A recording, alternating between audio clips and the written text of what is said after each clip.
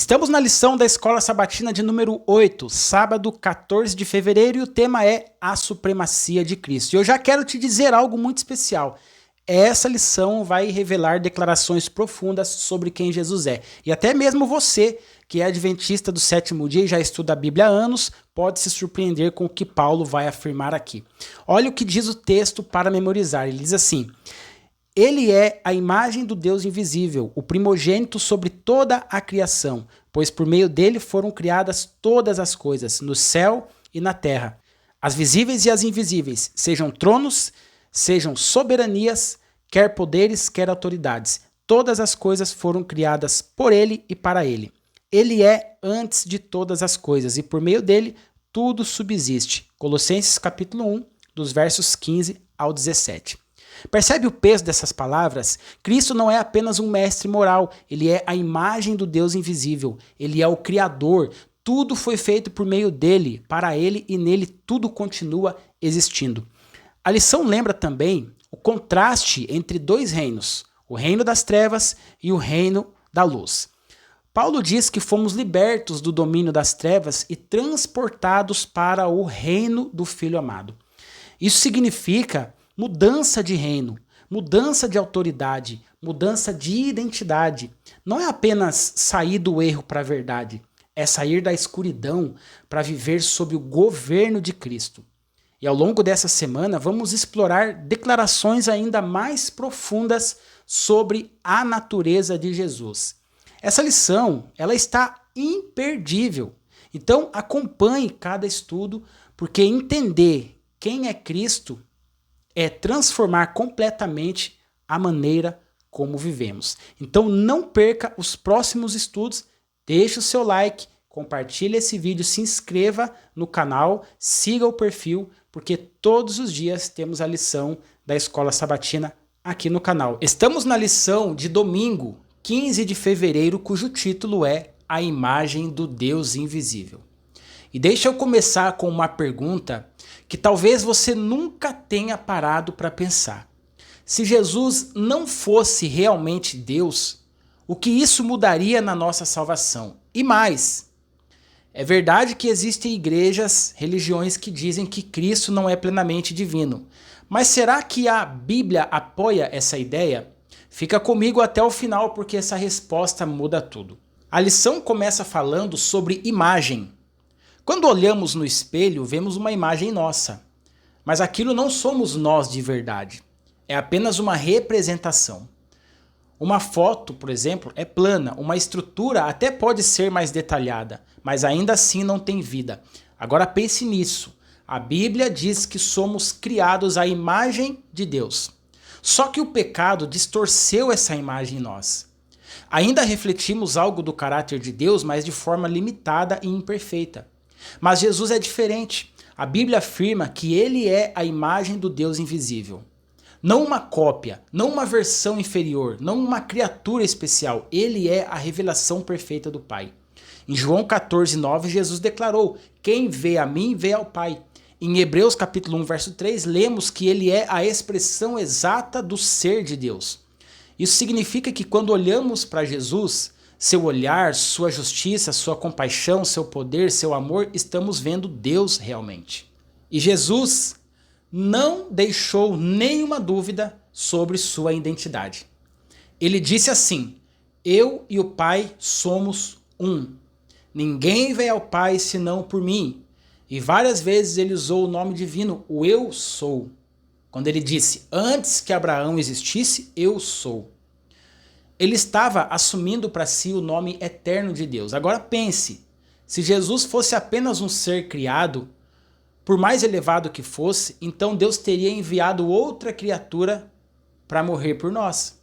Mas não foi isso que aconteceu. Foi o próprio Deus, na pessoa de Cristo, que entrou na nossa história, assumiu nossa forma de humano e morreu por amor. E isso muda tudo, porque significa que o valor que Deus dá à sua vida é infinito. Significa que o céu não enviou um substituto qualquer, enviou o próprio Criador. O amor demonstrado na cruz não é amor de um anjo, é amor do próprio Deus. E aqui está o apelo da lição para nós. Se Jesus é a imagem perfeita de Deus, então é para ele que devemos olhar. Quanto mais contemplamos Cristo, mais a imagem de Deus é restaurada em nós. Estamos agora na lição de segunda-feira, 16 de fevereiro, cujo título é O Primogênito de toda a Criação. Mas deixa eu começar com uma pergunta importante. Quando a Bíblia chama Jesus de primogênito, isso significa que ele foi criado? Será que Paulo estava dizendo que Cristo teve um começo? Essa dúvida já levou muita gente a conclusões erradas, mas hoje vamos entender o que esse termo realmente significa. No Novo Testamento, a palavra primogênito não aponta necessariamente para o primeiro filho em ordem de nascimento, mas para a posição, autoridade e supremacia. A própria Bíblia mostra isso. Isaac não era o mais velho, mas foi o herdeiro da promessa. Jacó recebeu a primogenitura. Davi era o mais novo dos irmãos.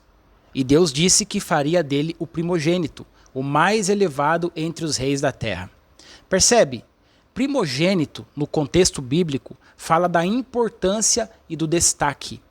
Quando Paulo chama Jesus de primogênito de toda a criação, ele não está dizendo que Cristo foi criado.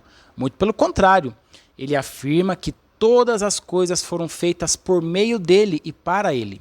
Se tudo foi criado por meio de Cristo, então ele não pode fazer parte da criação.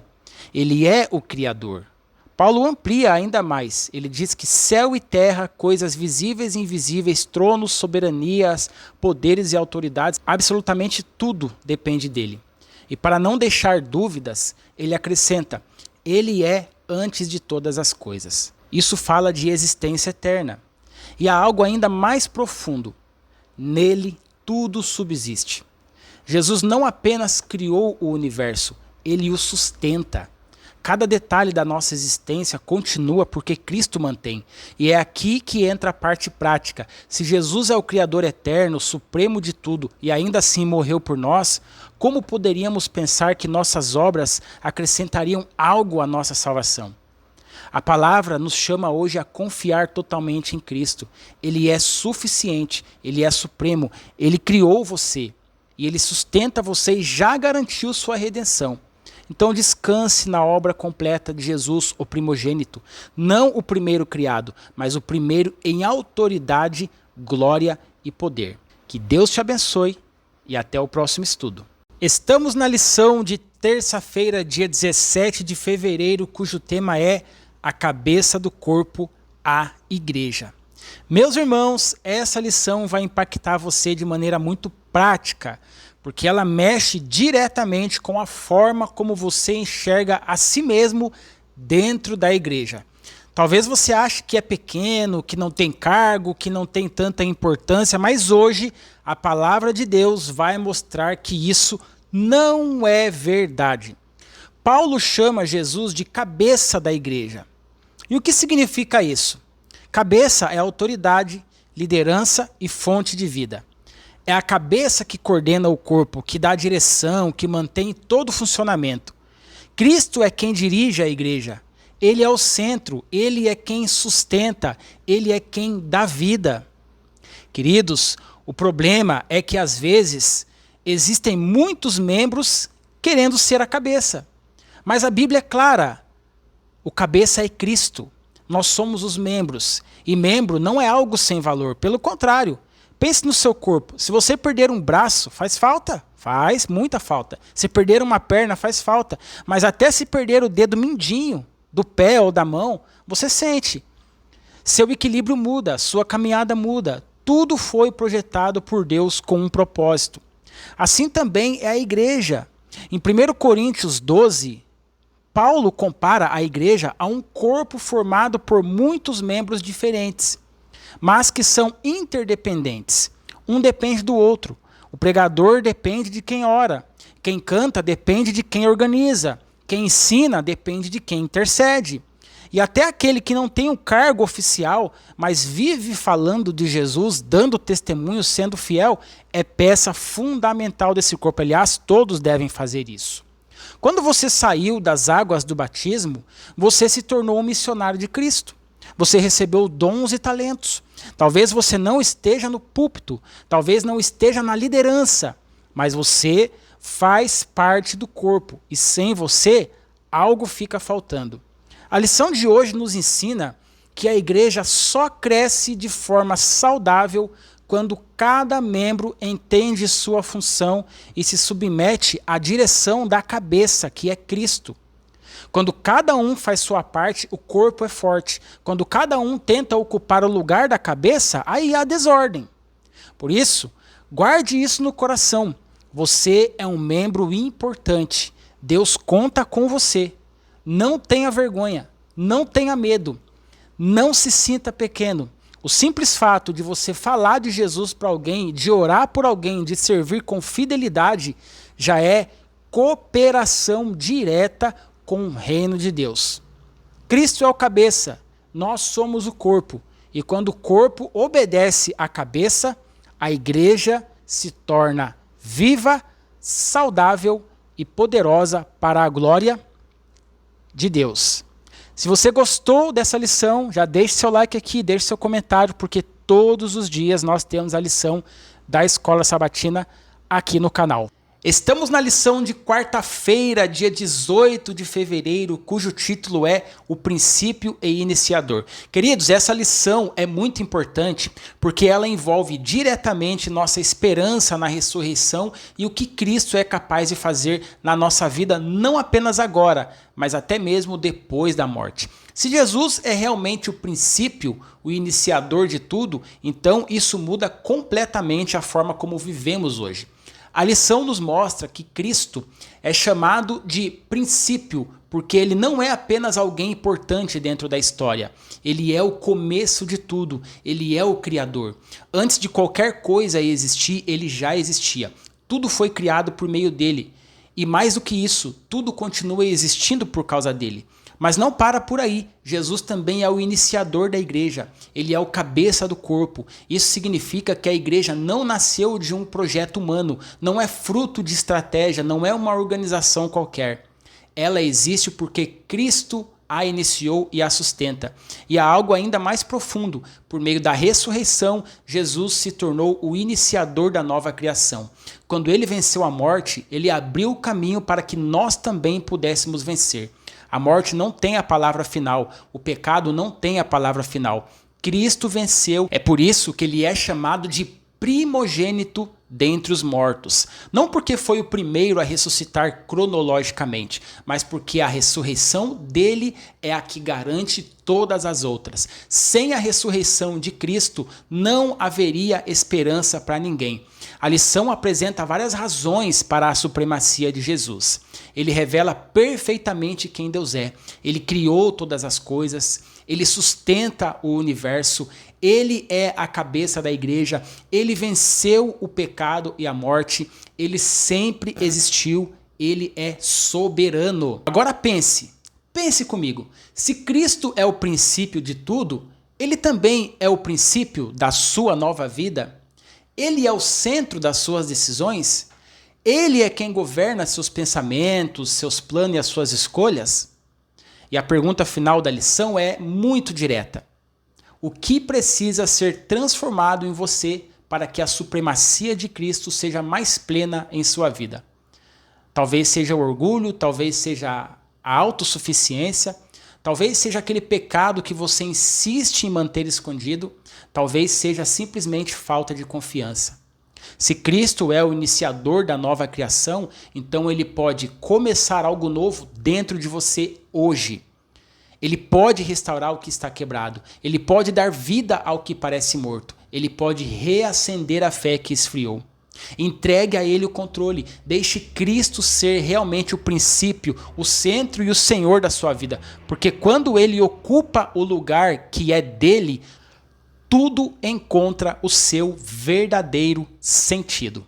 Estamos na lição de quinta-feira, 19 de fevereiro, cujo título é Reconciliando Todas as Coisas. Essa lição, meus queridos, nos leva ao coração do Evangelho. Paulo diz em Colossenses 1,19 que foi do agrado do Pai que toda a plenitude habitasse em Cristo.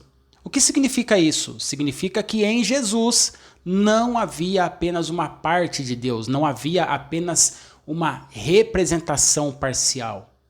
Toda a plenitude da divindade estava nele. Tudo que Deus é, seu caráter, seu amor, sua justiça, sua santidade, estava plenamente revelado em Cristo. João diz que ele é cheio de graça e de verdade. Isso quer dizer que ao olhar para Jesus, nós vemos exatamente como Deus é. E essa plenitude se manifestou de maneira surpreendente na cruz. O método que Deus escolheu para vencer o pecado não foi a força, não foi a imposição, não foi o poder destrutivo, foi o amor sacrificial. A cruz, que era um instrumento de vergonha, tornou-se o maior testemunho do amor eterno de Deus. Deus amou o mundo, ou seja, o cosmos, o universo inteiro, de tal maneira que entregou seu Filho. A reconciliação não foi apenas algo individual entre eu e Deus, foi algo cósmico. O universo inteiro observava, os anjos contemplavam, o céu acompanhava a cada momento do sacrifício de Cristo. O livro Desejado de Todas as Nações explica que no início do grande conflito, os anjos não compreendiam totalmente o plano da redenção, mas na cruz, o caráter de Deus foi revelado de forma definitiva. E ali ficou claro que Deus é amor. Ali ficou claro que Satanás estava errado. Ali ficou claro que o governo de Deus é baseado em justiça e misericórdia. Quando Jesus disse está consumado, ele não estava apenas encerrando o seu sofrimento. Ele estava declarando vitória. A reconciliação estava garantida, o pecado havia sido exposto, o amor havia vencido. Agora traga isso para a sua vida prática. Se Deus reconciliou todas as coisas por meio de Cristo, o que isso significa para você? Significa que não existe pecado grande demais que não possa ser perdoado. Não existe culpa que não possa ser tratada. Não existe passado que não possa ser redimido. A cruz prova que Deus fez tudo o que era necessário para restaurar você, mas também significa que somos chamados a viver reconciliados. Se fomos alcançados por esse amor, precisamos refletir esse amor, precisamos perdoar, precisamos restaurar, precisamos abandonar o orgulho, a amargura, a rebelião. A cruz não é apenas um evento histórico, é um chamado diário, é Deus dizendo, eu fiz tudo por você, confie em mim. Que hoje você escolha viver reconciliado com Deus, que a cruz não seja apenas uma doutrina, mas uma experiência real na sua vida. Porque quando entendemos o que Cristo fez, nunca mais vivemos da mesma maneira. Estamos na lição de sexta-feira, dia 20 de fevereiro, nosso estudo adicional. Um homem que fosse meramente um ser humano e dissesse o tipo de coisa que Jesus disse, não seria um grande mestre da moral. Ou ele seria um lunático, no nível de alguém que afirmasse ser um ovo frito, ou então seria o diabo em pessoa. Você precisa fazer a sua escolha. Ou esse homem é o filho de Deus, ou então um louco ou algo pior. Você pode silenciá-lo como sendo um tolo, pode cuspir nele e matá-lo como um demônio, ou então poderá cair de joelhos aos seus pés e chamá-lo de Senhor e Deus. Mas não venha com essa conversa de que ele foi apenas um grande mestre da moral, pois ele não nos deu essa alternativa. Sabe quem escreveu isso que eu acabei de falar? C.S. Lewis, O Cristianismo Puro e Simples, página 86. Essa reflexão resume tudo o que estudamos durante a semana. Não existe meio termo quando falamos de Jesus. Ele não afirmou ser apenas um profeta, nem apenas um mestre. Ele declarou ser um com o Pai. Ele afirmou existir antes de Abraão. Ele perdoou pecados, ele recebeu adoração. Se tudo isso não fosse verdade, ele não seria bom, seria apenas um enganador. Mas a Bíblia afirma algo muito claro. Nele habita toda a plenitude da divindade. Ele é a expressão exata do ser de Deus. Ele é o Filho eterno pré-existente, existente por si mesmo. E isso muda tudo. Isso muda tudo no plano da salvação, porque se Jesus fosse apenas um ser criado, o valor do sacrifício da cruz seria limitado. Seria apenas a morte de mais uma criatura. Mas não foi isso que aconteceu. Foi o próprio Deus eterno, infinito, quem assumiu nossa humanidade e morreu por nós. Isso dá à cruz um valor infinito. Isso garante uma salvação completa. A lição também nos lembra que o universo inteiro estava atento ao que acontecia na cruz. Os seres não caídos, que conheciam a Cristo em sua glória, viram ele humilhado, rejeitado e crucificado. Imagina o impacto disso no céu. Mas ali o caráter de Deus foi revelado de forma definitiva. Amor absoluto, justiça perfeita, sacrifício voluntário. E há ainda uma pergunta profunda. Como explicar que nunca houve um momento em que o pai tenha vivido separado do filho, exceto naquela hora sombria da cruz? Ali houve uma separação temporária, não porque o amor acabou, mas porque o peso do pecado caiu sobre Cristo. Ele experimentou a distância que o pecado causa para que nós nunca precisássemos experimentá-la eternamente. Então eu deixo essas perguntas para você refletir. Por que é essencial crer que Jesus é Deus e não um ser criado? O que mudaria na sua fé se ele não fosse eterno?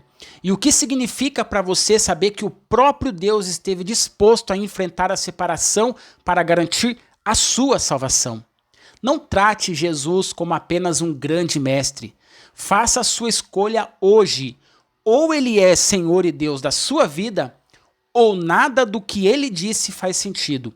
Hoje é dia de decidir. Hoje é dia de se ajoelhar e reconhecer: Cristo é eterno, Cristo é Deus, Cristo é o meu Salvador.